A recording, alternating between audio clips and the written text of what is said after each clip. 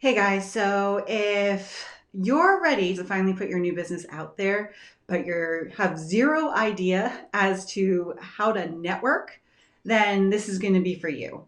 My name is Corey Logaitis, and I'm a business strategist, coach, and TEDx speaker, and I help people become entrepreneurs.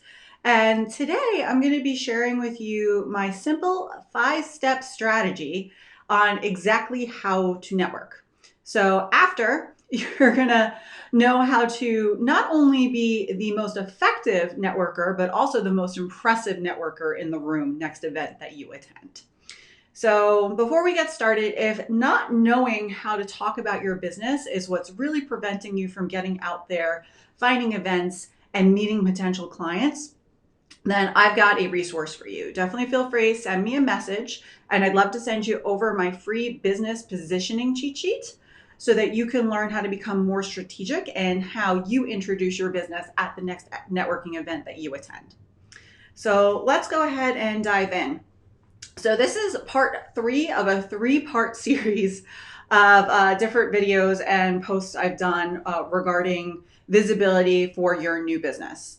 So in the very first one, I talked about how important it is when you have a brand new business that to shift your mindset away from creating assets, like focusing time on your website, on different social media content, or even on paid ads, and instead focus on building relationships. Then from there, I talked about how it's difficult to build relationships if you're afraid to put yourself out there. So I provided 3 of the most common fears that people have when it comes to putting yourself out there, as well as providing different solutions for you to help overcome those fears to be able to really get yourself out there and to start meeting people. Today, I'm going to be sharing with you step by step, specifically how you get out there, how you meet people, and how to structure your conversations so that you're not only having conversations with people who could be your customer, but you're also having conversations with people who can introduce you to your potential customers, right? So it's a very, very simple strategy, and it's 5 steps, like I said. So very first step is you need to create a strategy. So in a way, I'm sharing a strategy with you right now, but really it's up to you to sit down and write out a few specific details that you need to get clear on before you even attend your first event. So very first and foremost, you need to know specifically who your ideal client is, right? And in order to know who your ideal client is, you have to be crystal clear on what it is you have to offer, how you do it, and why somebody would want to buy from you, right? That makes it much easier to figure out those 2 specific things.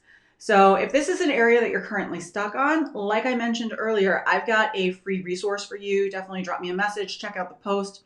It's called my business positioning template that will teach you how to talk about your business and make it very simple, concise, to the point, and also let people know who it is specifically that you want to meet.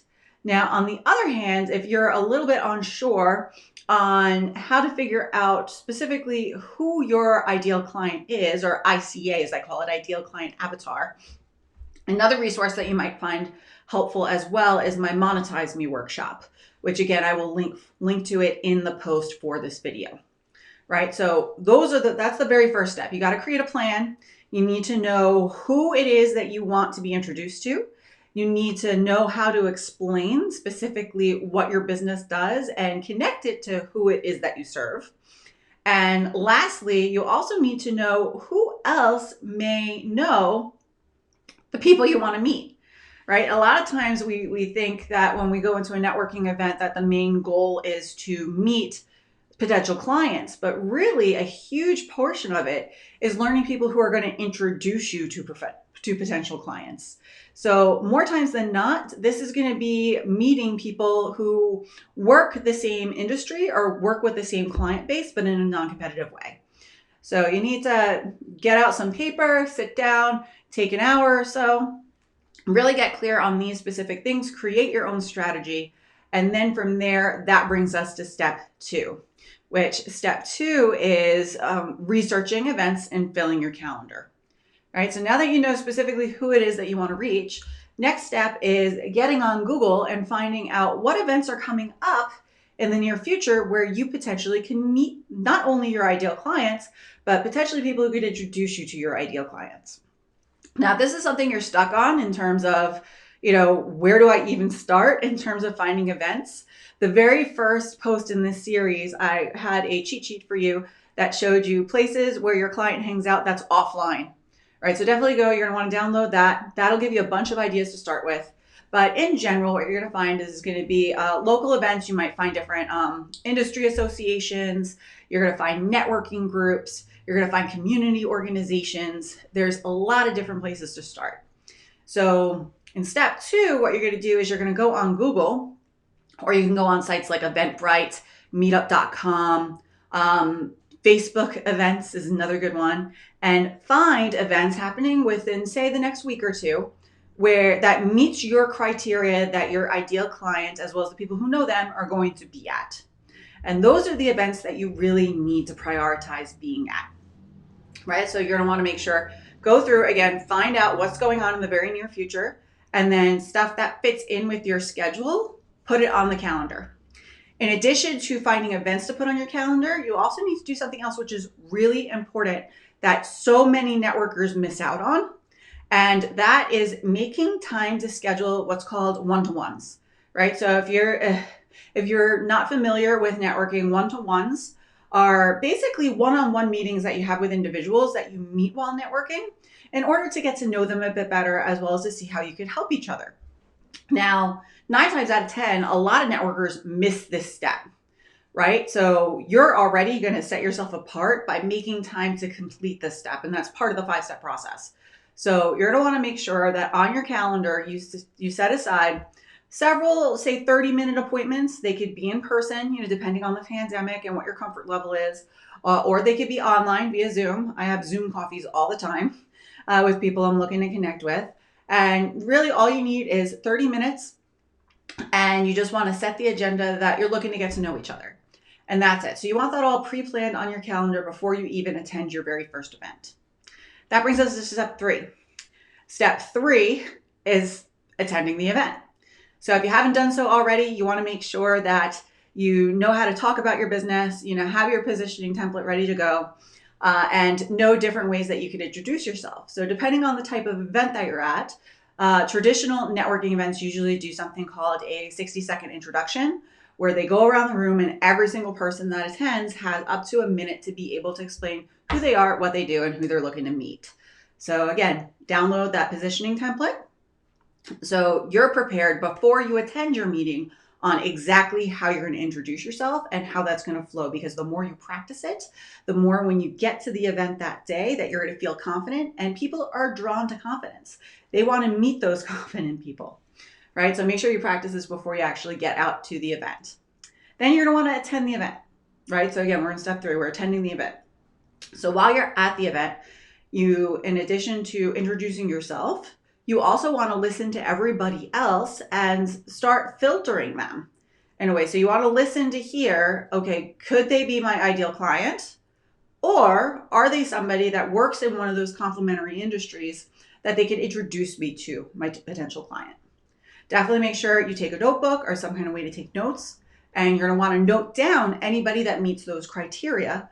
And if you have an opportunity to do it at the meeting, invite these people to a one-on-one.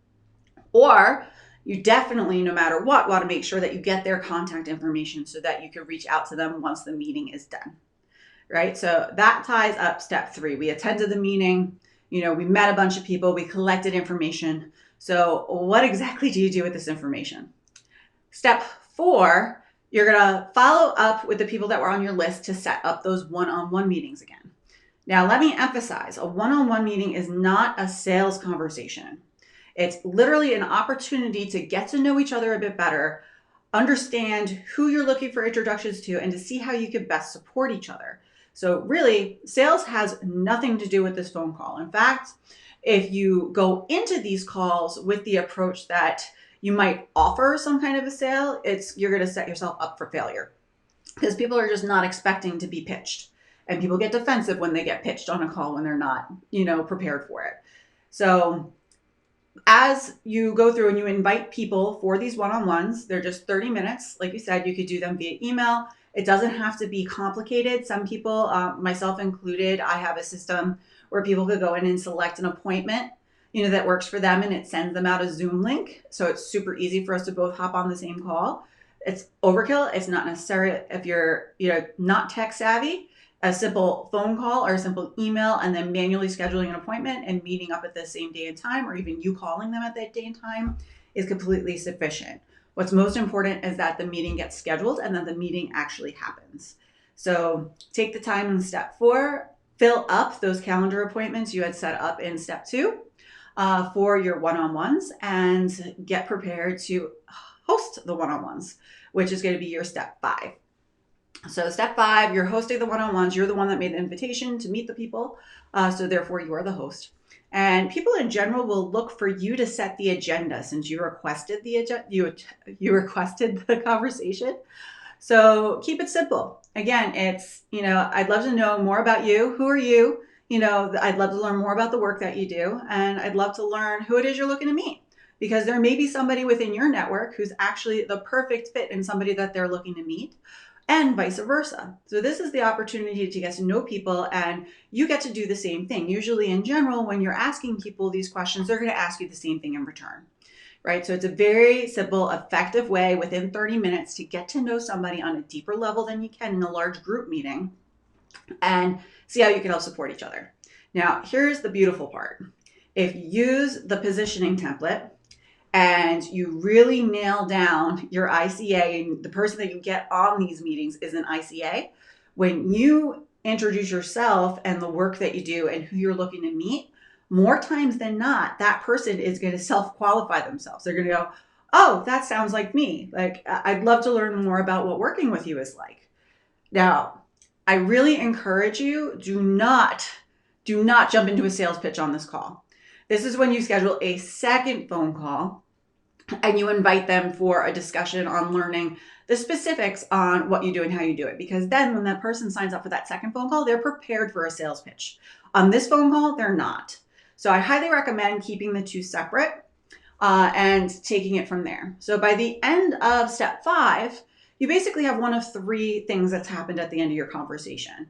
It's either been, number 1, somebody who is your ideal client and is interested in getting more information from you, and you set up a sales appointment. Bingo, congrats, you have an actual lead. Or number 2, that there's somebody who could introduce you to your ideal client, and they will do so after the meeting, either via email or phone call or another kind of referral source. Or lastly, which is not still the end of the world, if it's really not a good fit and there's really no way that you could help each other out, just thank them for their time and continue on your way. But all in all, you would have put yourself out there, you would have made some new friends, met some new people, and got the word out there on what you do, why you're a pro, and who you can help.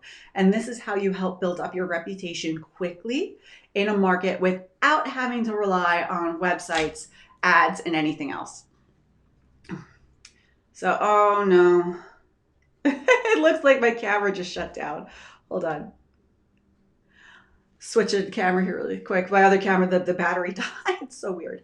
So anyway, hopefully you found this helpful for today. To recap those 5 steps again, it's super simple. The first one is, creating a strategy and figuring out who it is you want to meet, who out there knows people who can introduce you to the people that you want to meet, and also figuring out what days and times you want to dedicate to this sort of work. The second one is going through and searching Google for events that meet the criteria and setting up your calendar for your one-on-ones. Then step 3 is actually attending the events, going out, introducing yourself effectively, making a list while you're at the event of the people that you want to set up meetings with after the event. Step 4 is doing invitations to the people who meet your criteria to set up one-on-one meetings to see how the two of you could help best support each other. And number 5 is actually hosting the meetings, getting to know people, building those relationships that I talked about are so, so important, and seeing where things take you from there. So hopefully you found this helpful. And Again, if you still aren't clear about how to talk about your business, I do have that free resource in this post. Go ahead, click the link below, send me a message. I'm happy to send it to you. And I'll tell you exactly an easy template on how to explain what your business does in a way that people can understand and know exactly who to refer to you. So hopefully you found this helpful, and I will check in with you guys again later. Have a great day.